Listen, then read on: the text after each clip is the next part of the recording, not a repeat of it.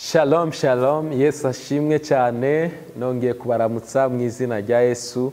Imana ibaha umugisha, Imana ibagire neza, mwebwe mwese mukomeje kubana natwe mu bihe byiza byo kumva ijambo ry'Imana.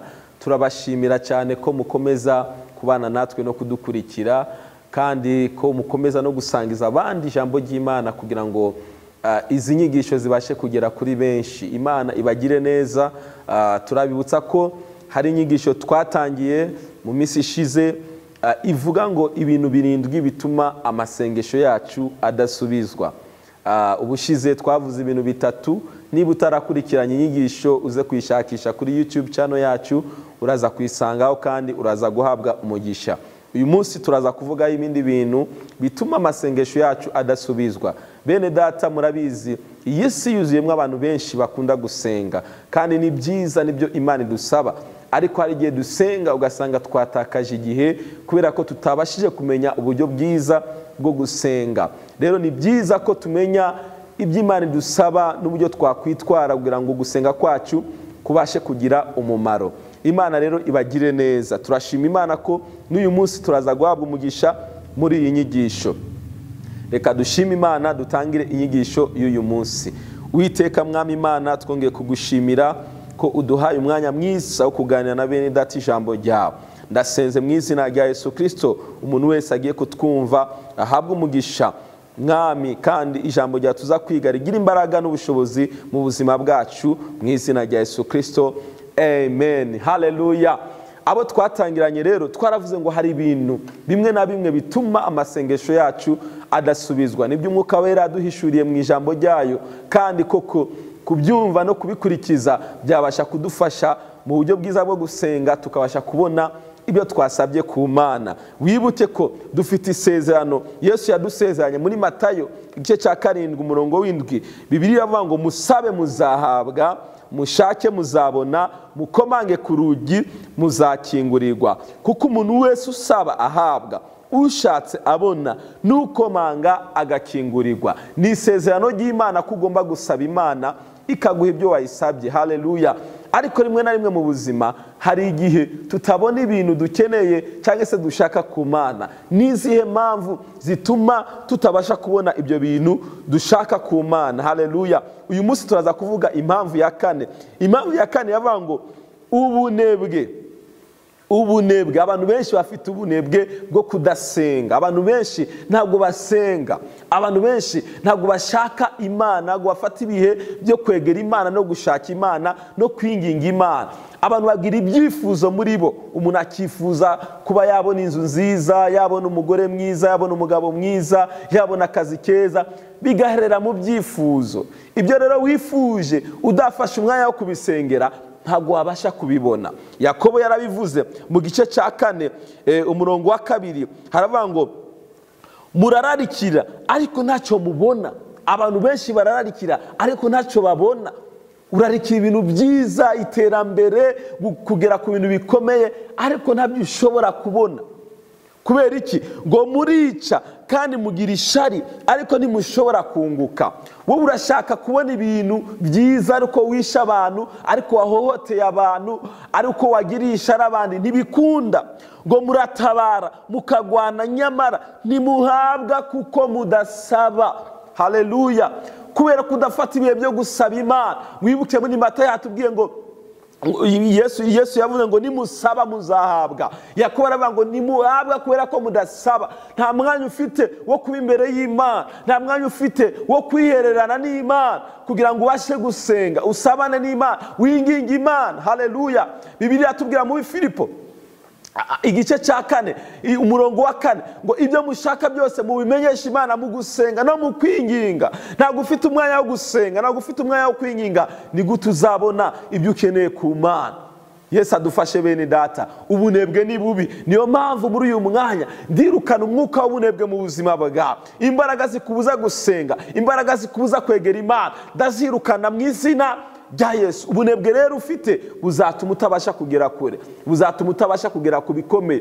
Tureke no gusenga. Ubunebwe bwatuma utabasha gutera imbere mu buzima bwawe.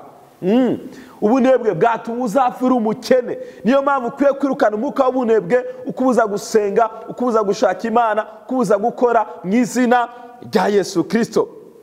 Iyo ni impamvu ya kane ituma gusenga kwacu kutagera ku Mana cyangwa se tutabasha kubona ibyo dukeneye. Impamvu ya gatanu, gusenga ufite intumbero mbi, ni ukuvuga intumbero itari mu bugombe bw'Imana. Hari igihe abantu basenga bakegera Imana ariko ibintu bariko barashaka bitari mu mugambi w'Imana. Icyo gihe rero iyo basenze basaba ibintu bitari mu bugombe bw'Imana ntabwo babasha kubibona, kubera ko Imana ntabwo ishobora kuguha ikintu ibona ko kitari mu bushake bwayo. Haleluya. Muri kino gice nyene cya Yakobo gice cya 4 umurongo wa 3 Bibiliya iravuga ngo murasaba ntimuhabwe kuko musaba nabi, ngo mushaka kubyahisha irari ryanyu ribi. Urasaba uyu munsi Imana ibintu, ariko Imana iyo yitegereje ibintu uri kurayisaba ikabona ko ibyo bintu ntabwo bizahesha Imana icyubahiro, igahitamo kubikwima. Kubera ko ibyo bintu biri mu irari ryawe, ntabwo biturutse ku bushake bw'Imana, ntabwo biturutse mu bugombe bw'Imana. Igihe cyose rero usabye ikintu kitari mu bugombe bw'Imana, nshuti yanjye, ntabwo uzabasha kukibona. Ni nabyo Yohana yavuze muri Yohana wa mbere igice cya 5 umurongo wa 14, aravuga ngo kandi iki nicyo kidutera gutinyuka imbere ye, ngo nuko atwumva iyo dusabye ikintu nk'uko ishaka. Haleluya. Ngo iyo dusabye ikintu nk'uko ashaka. Haleluya. Iyo usabye ikintu nk'uko Imana ishaka, Imana irakiguha. Ku murongo wa 15 haravuga ngo kandi ubwo tuzi yuko yumva icyo dusabye cyose, tuzi nuko duhawe ibyo tumusabye. Yesu ashimwe cyane. Nujya imbere y'Imana ugasaba Imana ibintu byawe, uje imbere y'Imana ugasaba Imana ibintu byawe, icyo gihe Imana ntabwo izabiguha. Niyo mpamvu wari ukwiye gusaba Imana ikaguhishurira umugambi w'Imana ku buzima bwawe, ukamenya ngo ese Imana irashaka kumpa iki, ese Imana irakeneye ko mbona iki mu buzima bwawe. Ibyo rero ni umwuka wera abidushyiramo, akatwemeza ibyo Imana yifuza ko tumenya n'ibyo dushaka, hama tukabasha kubisengera. Haleluya. Kuko nusaba ibiri mu byifuzo byawe ntabwo uzabasha kubibona. Reka nguce intege nshuti yanjye, nusaba ibintu biri mu irari ryawe, nusaba ibintu biri mu bushake bwawe gusa, Imana ntabwo izabiguha. Ariko nusobanukirwa ibyo Imana yifuza ku buzima bwawe ukabisaba Imana, Imana izabiduha. Nicyo gituma Yohana yavuze ngo nicyo kidutera ngo gutinyuka imbere yayo, ngo nuko atwumva iyo dusabye ikintu cyose nk'uko ashaka. Ndagusengera mu izina rya Yesu ngo umwuka wera gushiremo ibyifuzo bihwanye n'iby'Imana ikeneye ku buzima bwawe. Haleluya. Icyo gihe uzabasha gusenga neza kandi Imana izaguha umugisha. Haleluya. Icya gatandatu gituma gusenga kwacu kutishugwa cyangwa se amasengesho yacu nabashe kugera ku Mana, turagisanga muri Yesaya igice cya 59 umurongo wa 1 n'uwa 2. Bibiliya iravuga ngo dore ukuboko k'Uwiteka ntikwaheze ngo ananirwe no gukiza. Imana ntiyananiwe no kugukiza, Imana ntiyananiwe no kukubohora no kugutabara, ngo n'ugutwi kwe ntikwapfuye ngo ananirwe no kumva. Nshuti yanjye, ugutwi kw'Imana ntikwananiwe kumva gusenga kwawe. Oya. Hari igihe abantu bibaza ko Imana itatwumva. Oya, Imana iratwumva. Ariko umva ku murongo wa 2, ahubwo gukiranirwa kwanyu niko kwabatandukanije n'Imana yanyu, n'ibyaha byanyu. N'ibyaha byanyu nibyo byayiteye kubima amaso ikanga no kubumva. Gusenga ufite ibyaha biri mu mutima wawe, biri mu buzima bwawe, bibuza Imana kumva. Amasengesho y'umunyabyaha ngo ni urusaku mu matwi y'Imana. Nshuti yanjye, birashoboka ko umaze igihe kinini usaba Imana, wayisabye Imana, wasabye Imana ngo iguhe urushako, wasabye Imana iguhe umugore cyangwa umugabo, wasabye Imana ngo iguhe akazi, wasabye Imana ngo ikugirire neza.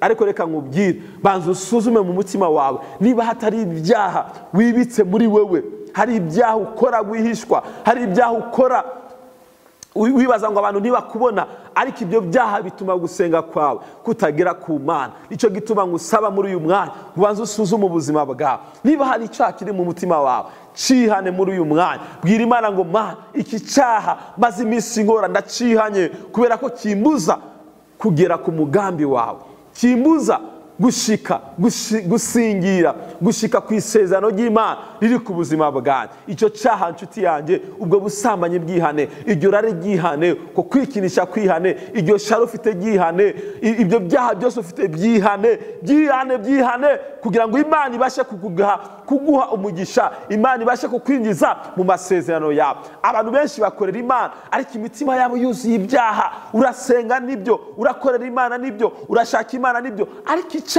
icyaha n'umuzi ukomeye ukubuza kwinjira mu masezerano yawe. Ndagusengera mu izina rya Yesu ngo Imana ikubature imbaraga z'icyaha, Imana ikubohora icyaha cyose kibosha ubuzima bwawe mu izina rya Yesu Kristo. Icyanyuma dusoza inyigisho yacu gituma amasengesho yacu atagera ku Mana, cyangwa se gituma amasengesho yacu adasubizwa, kudahagarara neza muri Yesu. Yohana 15:7 Bibiliya avuga ngo nimuguma muri nje amagambo yanjye akaguma muri mwe, musabe icyo mushaka cyose muzagihabwa. Haleluya. Ngo nimuguma muri Yesu amagambo y'Imana akaguma muri mwe, ngo musabe icyo mushaka cyose. Nshuti yanjye, hari igihe Imana imanuka izanye ibisubizo byacu igasanga twavuye kuri Yesu. Abantu benshi bava kuri Yesu bagatakaza intumbero n'umugambi w'Imana uri ku buzima bwabo. Imana isa nkaho yatebye kuza, bakabona ko yatinze gato, bava mu masezerano y'Imana. Reka nkubwire, kuva kuri Yesu bizatuma utabasha kubona igisubizo cy'Imana. Kandi by'ukuri iyo Imana ije kudusubiza iturebera muri Kristo Yesu. Iyo isanze twavuye muri Kristo Yesu ntabwo tubasha kubona ibisubizo byacu. Ndagusengera nk'uko bimeze kose, komera ushikame muri Yesu. Intambara wahura nazo, ibigeragezo wahura nabyo, ntuve ku Mana, ntuve kuri Yesu, shika mukomere. Haleluya. Kubera ko gutabaga kwawe kurakuje kandi vuba cyane. Imana ibagire neza kandi Imana ibakomeze.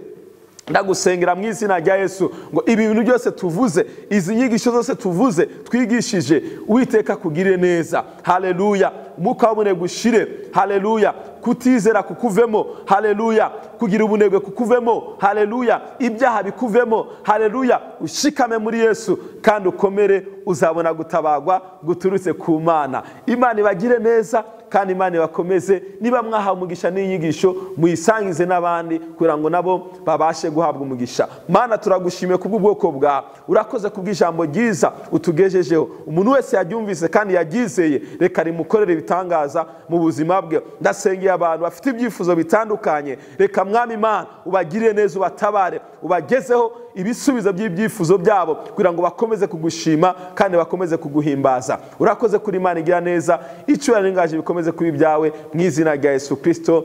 Amen. Imana ibagire neza, mwarahezagiwe. Shalom shalom.